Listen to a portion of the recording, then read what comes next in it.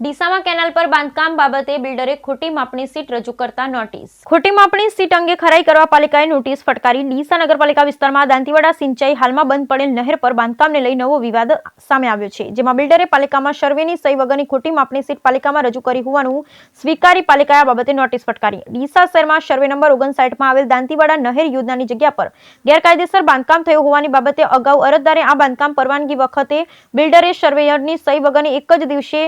બનેલી અલગ અલગ ક્ષેત્રફળ દર્શાવતી માપણી સીટ રજૂ કરી હોવાનું જણાવ્યું હતું, જે બાબતનો પાલિકાએ અભ્યાસ કર્યા બાદ હવે સ્વીકાર કર્યો છે. પાલિકામાં બિલ્ડર દ્વારા અપાયેલ માપણી સીટ સર્વેની સહી વગરની તેમજ અરજદારે આપેલી સીટ કરતા અલગ અલગ માપ દર્શાવતી છે, જેથી આ બાબતે ડીસા નગરપાલિકાના ચીફ ઓફિસર દ્વારા જમીન માલિક 10 ના જીનપાલ શાહ રહે ચંદન સોસાયટી ડીસા અને the Aastha cooperative housing society લિમિટેડના પ્રમુખ